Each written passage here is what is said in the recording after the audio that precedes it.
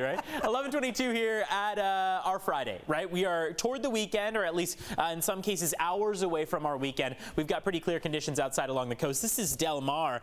We don't have our seagull friend joining us. However, I'm sure they're out there out and about enjoying what is a beautiful day. Temperatures slowly starting to warm up. The biggest contender that we have in terms of any impact over the course of the weekend is going to be those Santa Anas. So let's jump right into it. Wind advisory takes effect at 10 p.m. today, and that will continue all the way through 6 p.m. on Saturday. Notice the area highlighted on your screen, inland valleys all the way through your mountaintops, and it's not just San Diego County. You zoom all the way out and notice that a good portion of California, along with Nevada, is under that wind advisory, along with a high wind watch that is still expected to take effect. Could be upgraded to a wind advisory later on today, but plenty going on across California thanks to that ridge of high pressure that is in place. And as this low sinks in, it will start to kind of push those pressure gradients together.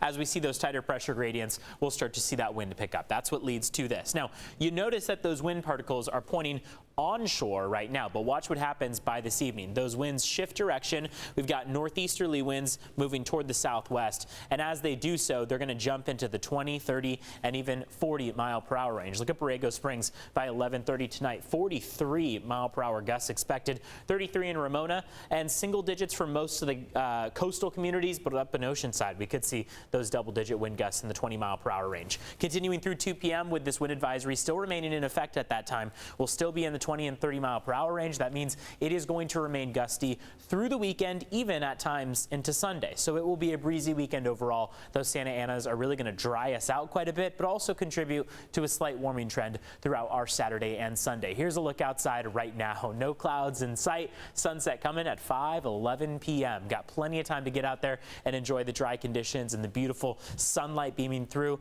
Whereas once we head toward about the middle and later portion of next week, we start to see the possibility of maybe some mid-level clouds moving in, but nothing too impactful in our extended forecast. Big shout out to the viewers who have sent in some amazing photos. We want to thank you all for those. CBS8.com. You could submit them. You could also, of course, use the CBS8 app and click on the Near Me tab. Submit your photos there. We would love to share them here on the air. Now, as far as your forecast high temperatures go, we're going to rest slightly below where we were yesterday. We had widespread 70s in the forecast yesterday. Today, we have widespread 60s. Couple spots, including Escondido and Miramar, could beat their estimates right now and go for 70. El Cajon has a forecast high of 71 degrees. Across the coastline, for the most part, we're in the mid-60s. Not doing bad at all, and in most cases, these temperatures are at or just slightly above average for this time of year, whereas yesterday was pretty well above average. But notice how those temperatures continue to stay pretty stagnant into the weekend and early next week. It's not until about Thursday that we start to usher in a few clouds at times. Mountains and deserts are going to be particularly breezy, with the mountains being the main spot to focus on.